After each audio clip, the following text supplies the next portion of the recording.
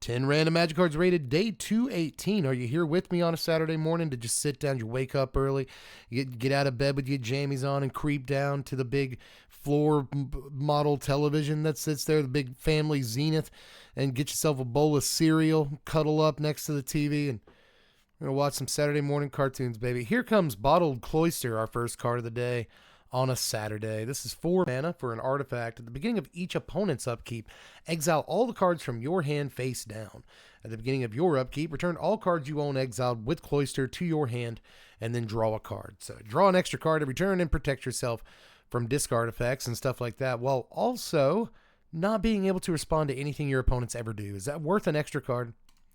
Is it worth an extra card every turn? I don't think that it is most of the time, but I have heard of tricks with this card. Like, I have heard of people playing the card, but I don't think it's very good, to be perfectly honest with you. I will give this a 3.4 unless I'm, like, in case I'm wrong. I'll give it like an extra 0.4 or something. But I'm not a big fan unless you really just have absolutely no stress about what all three of your opponents are doing during their turns, and you're a very courageous person, if so. But we'll move on to Sigil of the Empty Throne, one of my actual favorite, if not magic cards, like one of my favorite white enchantments, like period. This is 5 mana, and it might be one of my favorite magic cards. Top 100, 5 mana, 3 and 2 white for an enchantment. Whenever you play an enchantment spell, you get a 4/4 white flying angel creature token. Absolutely busted, dude. I have put this in just about every Enchantress build that I've built since the day that it came out, 15 or so years ago, something more than that, I think. Just a wonderful, wonderful magic card, dude. I played this in Standard. It's a not great effect, but I played this in a couple of Commander decks, like Sithis, right, to much greater effect, and I put this in a couple of cubes for what it's worth, because it's just a fun card to play, and I like Enchantress to be a thing in cubes. I have loved things like Viduran Enchantress since, like, literally the day I started playing Magic. Like, the day my friend showed me the cards. Anything you play an enchantment and you do a thing, I'm happy with, especially if it's draw a card. But until Sigil, there really weren't a whole lot of things that were like, oh, you played enchantment? How about you get a thing that can end the game? It's like, oh, cool. I actually planned on playing more than one enchantment this turn. Oh, cool. You get another one. It's like, wow, are you serious? Thank you. So Sigil is just crazy to me.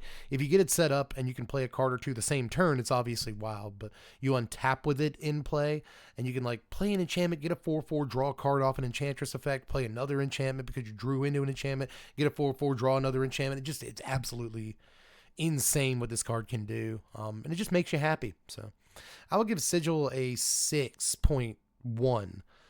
Card is a little bit expensive. It doesn't always survive a turn and let you untap with it and play because there's disenchants and stuff. People are very, drawn to removing this card when given the chance. So, it costs a lot of mana, blah, blah, blah. So I'm not going to sit here and say Sigil is like the best card in the world, but it is a card that has brought me a lot of personal joy. I love it. Emerald Dragonfly from Legends. This, I believe, is in the mono green cube too, because there's like a slight flying sub-theme in that cube, and I thought it was cute to have a flying sub-theme in a green cube. It's not something you see every day.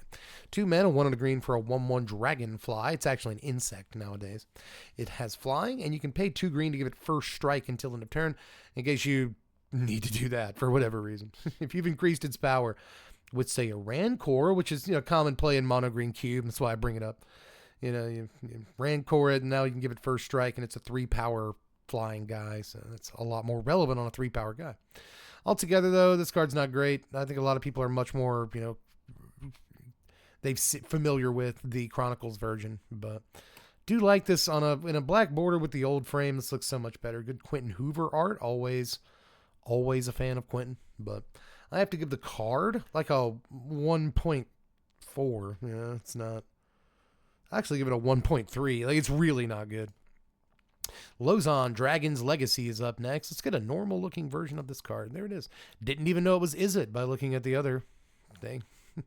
This is 5 mana, 3, a blue, and a red for a 4/2 legendary dragon shaman with flying. Whenever you cast an adventure spell or dragon spell, Lozhan deals damage equal to that spell's mana value to any target that is not a commander. That's weird that it can't hit other commanders. That's okay. This is really neat, actually, though. This is super neat, even as your dragon's commander. And I know you want to play Ur Dragon or like something else. You want to play a more powerful dragon, but I think this is actually very cool. You can hit creatures with it, but I'm just interested in going face, like casting dragons and going face. That seems really cool. Like it's an extra Terror of the Peak style effect. I think this is cool. I've never seen this card. It's from Commander Legends Battle for Baldur's Gate, and I have definitely not seen that entire set. This is just an uncommon. You can get it for like 10 cents or whatever now, so I think I might actually try this. This is a really, really cool looking Magic card to me.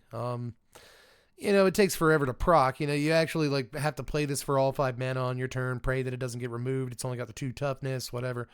And then on your next turn, you have to have a dragon to play, and that probably takes all your mana too. So like, I'm getting a little too excited about this card. But I love cards with exactly this kind of trigger on them. So I get way too excited about them. I will give this a 4. Right at a 4. It's not as good as the excitement creeping up in my voice, but it is something I want to brew around. It definitely is. Opulent Palace. We've done all these tappers that tap for 3 mana before. They're good Magic cards. Olivia, Mobilized for War. 3 mana down here from Shadows over Innistrad. A red, a black, and a 1. I don't know why that took me so long. For a 3/3 legendary vampire knight with flying. Whenever another creature enters the battlefield under your control, you may discard a card. If you do, put a +1/+1 counter on that creature. It gains haste until the end of turn and becomes a vampire, in addition to its other types. So you give all your potential creatures that you play for the rest of the game haste if you can feed cards to them. They also get larger, which is kind of neat. But obviously you want to play this with madness cards or reanimation or something else. You want to be fueling graveyard strategies when you play this as your commander or just in your 99 of your vampires deck or whatever. So cute card that I think a lot of us tried to make work in standard, and it actually did some things in standard if memory serves. It did a thing or two from time to time, but I will give this something. I'll give this a 5.17. I think it deserves some love. It's not a bad Magic card. It's not. We'll move on to Foresta. So basic lands get a 5. It's been a few days since we've hit one. That's surprising. Scryb Sprites is up next. I almost joked about this when we hit Emerald Dragonfly earlier. I was like, oh, you can give it first strike in case it runs up against the Scryb Sprites. But Scryb Sprites is a single green mana for a 1/1 fairy with flying. Originally illustrated by Amy Weber, one of my favorite, sort of, in terms of aesthetic at least. I don't know anything about her as a person. Just disclaimer. I don't know if she's terrible. But she's got a great art style that I've always kind of appreciated. Scryb Sprites actually saw way more play on kitchen tables back in the day when we were all learning to play Magic than it ever should have. Than it ever should have ever. People like, hey, it's a 1/1 flyer.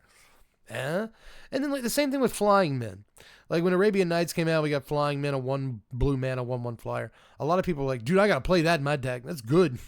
I don't know what our obsession was with 1 mana, 1/1 flyers. But Scryb Sprites in a modern context, and even in like a 1993 context when it first came out, it's just bad. It's not good. So despite how much sort of personal nostalgia and love I have for the card, I'm not going to give it honorary 5 or anything. I'm just going to go with like a 1.6 on this just not very good Magic card. I'm sorry, Scryb Sprites. I still love you. Oona, Queen of the Fae. Now this is a Magic card, originally printed in Shadowmoor. This is 6 mana, 3 and then 3 Dimir hybrids for a 5/5 legendary fairy wizard with flying. Pay X and a Dimir hybrid to choose a color. Target opponent removes the top X cards of his or her library from the game. For each card of the chosen color removed this way, put a 1/1 blue and black fairy rogue creature token with flying into play. So this is an extremely expensive commander in terms of mana value at least. But I still think it's a really fun one too. You can mill your opponents out with this, sure, but what you're really looking to do most of the time is just put a bunch of fairies into play. The activated ability doesn't cost that much in the scheme of things. So if you can cast Oona from your command zone, that means you can make them mill 5. If you can make them mill 5, then a lot of the times you can get 2 to 3 creatures out of this activated ability. And I think that's really good. Late in the game, you can get, 5, 6, 7 creatures out of this activated ability. And it becomes like really, really threatening. So it's a little bit too slow. Once you cast it out of your command zone, it costs 8. Like once you cast it the second time, it costs 8 and then 10. And once you have to cast it that third time out of the command zone, are you even going to get to that point in the game? Are we getting to turn 12 in games of Commander nowadays? I'm not sure that we are. So the card may be too slow. It may be a little top heavy, no real protection on it. And if you want to play the activated ability the turn it comes into play, you can, but it'll cost you 1,000 mana. So, is it worth it to try the card? I'm not actually sure, but I've always been a big fan of what this card does, like the actual text box on the card. So, wasn't playable in standard. Maybe a step too slow for commander even, but always a card that I've liked. I will give this the honorary 5. I will do that. Because it's a card I really like, and that's what they're for. Mogis, God of Slaughter from Born of the Gods up next. This is still about $4 to buy. 4 mana, 2 a black and a red for a 7/5 legendary enchantment creature. It's a god with indestructible. As long as your devotion to black and red is less than 7, Mogis isn't a creature. At the beginning of each opponent's upkeep, Mogis deals 2 damage to that player unless he or she sacks a creature. So it's each opponent's upkeep, so it's 6 life loss a turn or 3 sacked creatures a turn. That's very good. I haven't really felt the need to order a copy of this card, although I have looked at it for a couple of decks in the past. Most notably Judith and Prosper Tomebound. I looked at it for both of those decks, but even though it's kind of a Judith-y card, I still didn't end up feeling like it was worth a few bucks to order the card. So I've seen the card a bunch of times and just never really thought this is what I need, but maybe I'm wrong. It is a pretty powerful card just in a vacuum that could go well in just about any Rakdos enchant or any Rakdos deck period in Commander. So I will give this a 5.5. Although maybe I worry that I am rating it too high. Mostly when I read this card, what I see is it deals 2 damage to each opponent during their upkeep, because most people aren't going to sack a creature, and the ones that can are just going to sack a token. So how good is it actually? Well, with the indestructible and the high power toughness, maybe it is better than I want to rate it, so I will rate it higher than I want to rate it and give it a 5.35 actually. I'll adjust to 5.35. Move on to Return to Dust. We have done this card before. It's not actually so bad. It's not actually that bad. Move on to Tree Monkey. I don't really know this card, but it's from Portal Second Age, so you'd think I would have run across it at some point. A single green mana for a 1/1 monkey with reach. That'll cost you $2 because it's from Portal Second Age, I guess. But it's also from 9th edition. And so it'll cost you $2.75 from 9th edition. Not the foil one, just the normal one. How come? Is it because it has the monkey creature type and there's just not a whole lot of that, I guess? I don't know what's going on here as far as the price goes. It shouldn't be that much. But I don't know. It's bad. We talked about how a 1 mana 1/1 flyer is not very good. So a 1 mana 1/1 reach is literally even worse. Just worse in just about every way. So I'll give this a 1.1. I'll give it its power toughness. That's not good. We'll move on to Merfolk Mesmerist here from Magic 2012. 2 mana, 1 and a blue for a 1/2 Merfolk Wizard. You can pay a blue and tap it to have a player put the top 2 cards of his or her library into his or her graveyard. So it's a millstone. It's a millstone on a body. That doesn't mean it's good. This is a 1.9. This is a terrible Magic card for all intents.